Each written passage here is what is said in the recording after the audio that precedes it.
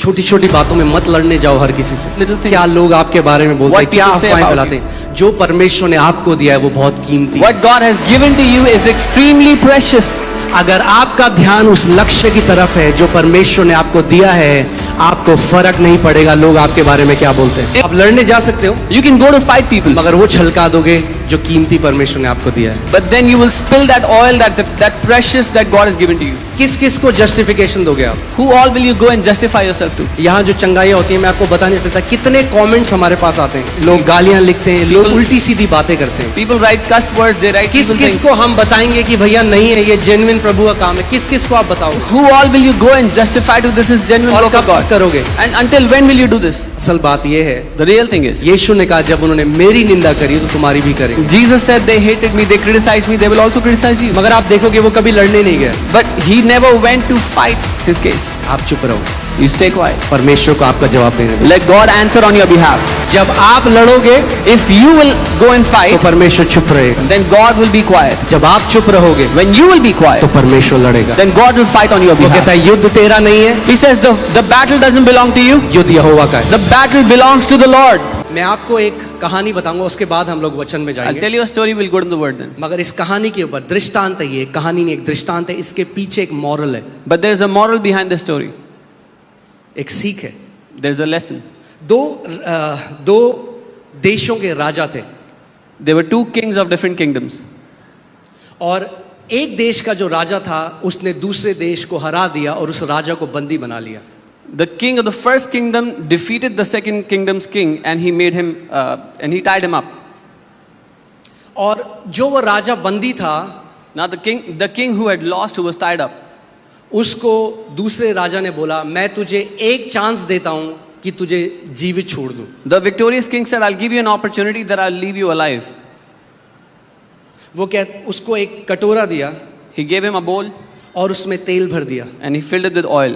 और बोला तेरे को पैदल यहां से अपने राज्य तक जाना है। And he said, you have to walk from here right to your kingdom. उस राजा को बंदी बनाकर दूसरे राज्य में ले आए थे They had made him a prisoner, they brought him into his kingdom, और उसको बोला and they told और him. प्याला भरा हुआ था And the oil was tipped up to the brim. और कंडीशन ये थी कि अगर एक भी बूंद उस कटोरे में से तेल की गिरी तो उसके साथ साथ उनकी सेना चलती थी और उसको आदेश दिया जैसे ही एक बूंद गिरे इसका सर काट देना। And there was a condition that if even a single drop of oil falls, there were soldiers walking with that king. They were commanded to kill him immediately. और उन्होंने अपने नगर के लोगों को यह आदेश दिया कि जब ये राजा जाता है अपने देश में इसकी खूब बेइज्जती करना, इसके लिए बुरा भला कहना। And they had instructed the people of their kingdom, when this king walks out of their kingdom, insult him, say mean and evil things to him. सो उस राजा को वो कटोरा दिया, उसमें जो तेल था, So they gave that bowl to that king, and there was oil in that bowl. और वो बड़ा ध्यान धर कर चलने लगा And he started to walk very carefully. और सारे लोग उसके लिए उल्टा सीधा बोलते And all the people were blaspheming against him. उसके लिए बोलते कि शर्म आनी चाहिए इस राजा को। They were saying he should be ashamed of ये himself. उसके परिवार के लिए बोलते हैं, They would say things about his family. गलत बातें, गंदी बातें उसके लिए Evil बोलते हैं। things they spoke about. मगर वो बड़े ध्यान धर कर But he चलता was रहा, very careful and he kept एक walking. कदम दूसरा कदम One step, next करते step. करते उसको पूरा एक दिन लगा मगर वो अपने राज्य में पहुंच गया। It took him one entire day, but he got into his kingdom finally, बिना एक बूंद गिराए। without dropping a single drop of तो oil. उसको वापस राजा के पास लाया गया So they brought him back to the king. और राजा ने उसको बोला था कि अगर एक भी बूंद नहीं गिरेगी तो उसको आजाद कर देगा, वापस उसका राज्य दे देगा। And the king had said, he had promised, if he doesn't drop a single drop of oil, he'll give his kingdom back to him. तो राजा ने उससे पूछा So the king asked, कि तुझे इतना लोग बोल रहे थे, that people were cursing इतनी you, गंदी बातें तेरी निंदा कर रहे थे, they were accusing you, saying evil things about you. तूने क्यों नहीं रिएक्ट किया? Why did you not react? उसने कहा मैंने तो सुना ही नहीं, He said, I never heard anything, क्योंकि मेरा ध्यान इतना ज्यादा उस कटोरे में था because all of my focus and attention was there in that bowl, कि मुझे सुनाई भी नहीं दिया कि कोई मेरे बारे में क्या कह रहा है। that I could not even hear what people were saying about me. ये जो मिट्टी रूपी बर्तन है इसमें परमेश्वर ने पवित्र आत्मा उड़ेला है। God has put his Holy Spirit in this earthen vessel. छोटी छोटी बातों में मत लड़ने जाओ हर किसी से। Do not go to fight with people over little things. क्या लोग आपके बारे में बोलते हैं, What क्या people say अफवाहें about फैलाते हैं। जो परमेश्वर ने आपको दिया है वो बहुत कीमती है। What God has given to you is extremely precious.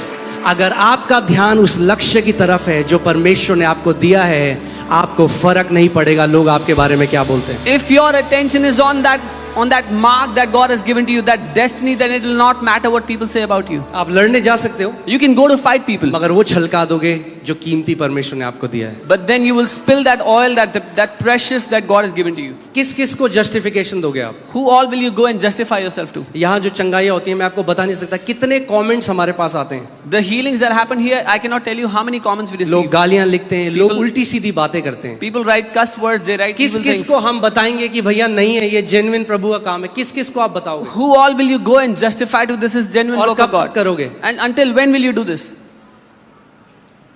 असल बात ये है, The real thing is, यीशु ने कहा जब उन्होंने मेरी निंदा करी तो तुम्हारी भी करेंगे। Jesus said they hated me, they criticized me, they will also criticize you. मगर आप देखोगे वो कभी लड़ने नहीं गया। But he never went to fight his case. आप चुप रहो, You stay quiet. परमेश्वर को आपका जवाब देने दो। Let God answer on your behalf. जब आप लड़ोगे If you will go and तो fight, परमेश्वर चुप रहेगा। then God will be quiet. जब आप चुप रहोगे When you will be तो quiet, परमेश्वर लड़ेगा। then God will fight on your वो कहता behalf. है युद्ध तेरा नहीं है, He says the battle doesn't belong to you. युद्ध यहोवा का है। The battle belongs to the Lord.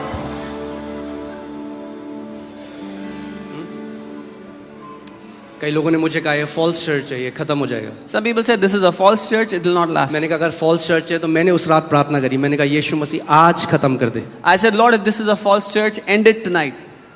क्योंकि क्या फायदा एक कलीसिया का जिसमें भीड़ है और जब आप मसीह के सामने खड़े हो तो वो आपको बोलेगा कि तूने फॉल्स चर्च का तो एक पास्टर था। What is the point that a church that is filled with people and the day you stand before Jesus, he said you were pastoring a false church. मैंने कहा प्रभु आज खत्म I कर said, they. Lord, end it today. मगर अगर तूने इस church की नींव रखी है But if you have laid the foundations तो of this नरक के church, फाटक कभी प्रबल नहीं होंगे। then the doors of hell, the gates of hell will not prevail against this church. Amen. Amen.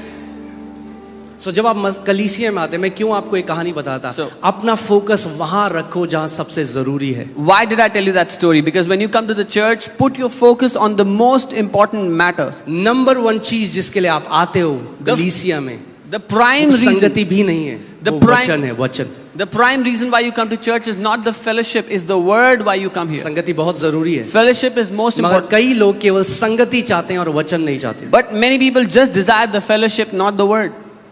हमारा नंबर वन प्रायोरिटी जीवन में है परमेश्वर का वचन। Our first priority in life is the word of God. मैं आपको इस बात को बता दूं, जितने मसीह परमेश्वर के वचन का सच में आदर करते हैं वो कभी भी जीवन की किसी परिस्थितियों के नीचे नहीं रहेंगे, वो हमेशा ऊपर ही रहेंगे। I can tell you this, all those believers who honor the word of God, they will never come under any circumstance, they will always rule above every situation. आमेन। तो चलिए वचन में चलते हैं। Let's go into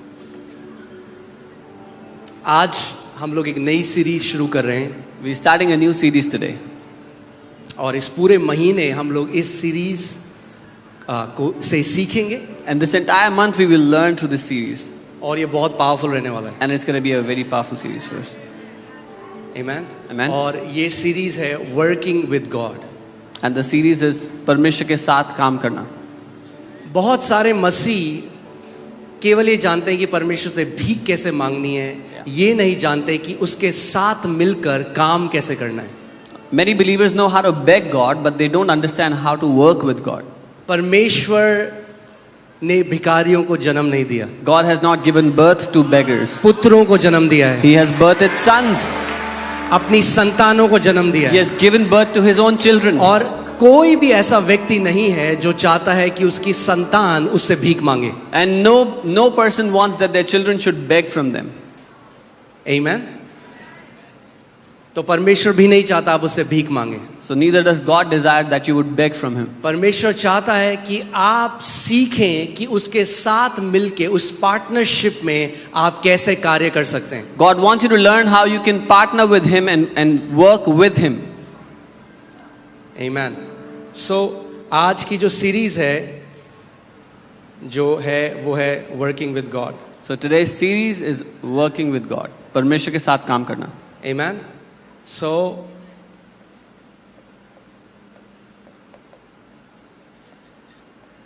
working with God.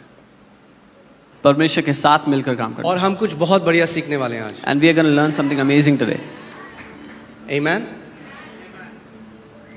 मैंने आपको बताया था कि एक चरवाहे का काम हाउस विजिट करना नहीं है. I told you a shepherd's responsibility is not to do a house कई लोग visit. कहते हैं पास्टर हमारे घर नहीं आता. Many people say pastor doesn't come to our house.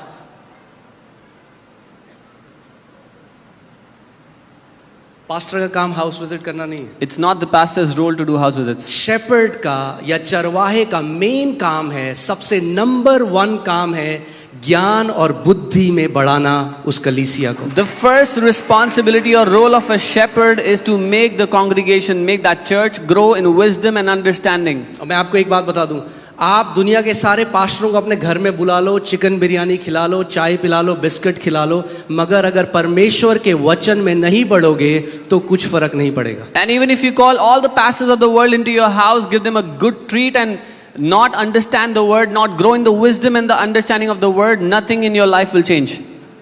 Amen. और मैं आपको एक बात और बता दूं, And I'll tell you one more thing. सबसे जरूरी है जो स्पिरिचुअल मेंटरशिप होती है. The most important thing is spiritual mentorship.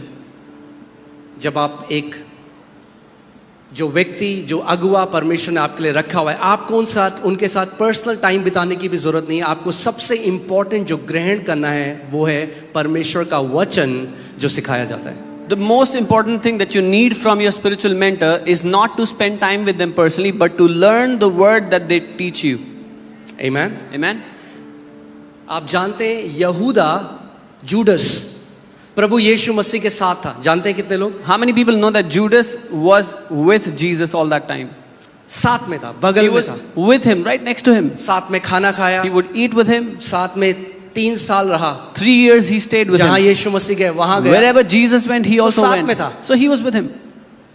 और तब भी यीशु मसीह को बेच दिया. And even then he sold Jesus off. और पौलुस And कभी Paul. यीशु मसीह को नहीं देखा, Apostle Paul never saw Jesus, मगर उसने उस प्रकाशन को ग्रहण किया but जो he परमेश्वर से received आता the revelation that came from God. है. और one of the greatest apostle बन गया, और वो सबसे महान, one of the greatest apostles he became. जिसने कभी यीशु के साथ फिजिकली नहीं चला फिरा, The one who never walked physically with Jesus, मगर उसने वचन को ग्रहण किया. but he received the word that came from him. सबसे इंपॉर्टेंट आपके जीवन में है वचन को ग्रहण करना. The most important thing in your life is to receive the word. आमीन. आपकी आत्मिक परिपक्वता, कई लोग क्या करते हैं ना, वो अपना रिज्यूमे बनाते हैं. Your spiritual maturity, many people they try to build their own resume. कई बार लोग मुझसे मिलने आते हैं, Sometimes people come to meet कहते me हैं, मैं and they परमेश्वर say, के इस दास को जानता हूँ, oh, I know this man of God, I know that. जब man वो of ऐसा God. बोलते हैं ना, मैं अंदर से ऑफ हो जाता हूँ. So when they speak like that, I get turned off inside. जो इनसिक्योर होता है ना अपनी पहचान में, जो मसीह में है, वो इन चीज़ों से अपनी पहचान बनाने की कोशिश करता है. मैं फलाने को जानता हूँ, मैं फलाने के यहाँ गया था, तो क्या फर्क पड़ता है? Someone who is insecure in their identity in Christ, they find their identity by the people they know. Oh, I know this man, I went there, I met him. How does it matter? आप किस मनुष्य को जानते हो उससे क्या फर्क पड़ता है? कि आप उस मसीह को जानते हो जो आपके अंदर है, वो सबसे इंपॉर्टेंट चीज़ है. Whether you know any man or not is not important, but if you know the Christ who lives in you, that is the most important thing. अगर आप मसीह में सिक्योर हो, आप अपनी रिज्यूमे बनाने की जरूरत नहीं है लोगों के सामने जाने. If you are secured in Christ, you will not have to build up your resume before people. आपके कामों को देखकर, परमेश्वर ने कहा आपके फलों को देखकर लोग पहचान लेंगे आप कैसा पेड़ हो. People will see the fruits in your life and they will know exactly what kind of tree you are. कभी देखा है आपने सेब का पेड़ चिल्ला रहा है, hello? Have you ever seen an apple tree crying out, hello? ताजे ताजे सेब, Fresh apples, आ जाओ. come. नहीं, फल को देखते हो आप, You see the fruit on it जान लेते हो. and you know. आमीन. Amen. मैं ये प्रार्थना करता हूं कि आपके फल लोगों को बता दें कि आप जीवित परमेश्वर के हो. I pray that your fruits will tell the people that you belong to the living God. आपका जीवन फलों से ऐसा लदा हुआ हो कि जो भी आपको देखे आपके पिता की महिमा करे. May your lives be so loaded with the fruits of God that whoever sees you will glorify your Father in heaven. Amen. So जो इंपॉर्टेंट चीज है उस पे इंपॉर्टेंस देनी है. कई लोग जो ट्रिवियल चीजें हैं उस पे इंपॉर्टेंस देते हैं. So we have to give importance to the things that are important. Many people give importance to trivial matters. जब आप कलीसिया आते हैं, When you come to the church, मत देखो कारपेट कौन से कलर की है, फर्क नहीं पड़ता। don't look at what color the काली है, carpet पीली is. है, लाल है, नीली है, उससे आपके आत्मिक जीवन को नहीं पड़ेगा। मगर जो वचन बताया जाता है, अगर आप वो ध्यान धरकर सुनो, उसको ग्रहण करो एक अच्छे हृदय से, तो एक ऐसा पेड़ बनोगे जिसके अंदर फल लदे हुए हैं। It doesn't matter what color the carpet is, but if you will intently hear and receive the word that is taught, you will become a tree that has fruits. आमेन। कुछ लोग आते हैं कलीसिया में, मैं अभी वचन में नहीं, ठीक है ना, मैं फ्लो कर रहा हूं, उसके बाद जाएंगे वचन में। Some people, when they come to church, सबसे पहले देखते हैं, अरे उस बहन ने सर नहीं ढका हुआ है, उसने कैसे कपड़े पहने हुए। the, इसको बोलते हैं आत्मिक वेला। the first thing they see is that sister is not covering her head. What kind of clothes is that person wearing? जिसके पास कुछ काम नहीं है ना, जो बिना उद्देश्य के कलीसिया से आया है ना, वो यही करेगा। This is a purposeless person, a purposeless believer who has no purpose in life in coming to church. मगर जो एक विशेष लक्ष्य के साथ आया है, मैं आत्मा में बढ़ने के लिए आया हूँ, मैं अपना वचन ग्रहण करने आया हूँ, मैं चंगाई लेने के लिए आया हूँ, प्रभु आज मैं अपने जीवन में एक बदलाव के लिए आया हूँ। आपका ध्यान और कहीं नहीं होगा, आप कहोगे प्रभु आज मेरा दिन है। But anyone who comes with this purpose that Lord, I want to receive your word, I want to grow, this is my day, they will not pay attention to anything else but the word. कई मुझे message आते हैं, आप stage से ना ऐसे हाथ के साइन मत बनाया करो, वो अलग अलग साइन है। मैं कहा यार, I get many messages, don't make such hand gestures on the stage, they mean different things. बांध दो मेरे हाथों को। Come and tie my hands. इसको बोलते हैं आत्मिक वेले लोग, जिनके पास कुछ काम नहीं है, This is- तो वो कमियां निकालते हैं। This is people who have no purpose and then they find faults in everything.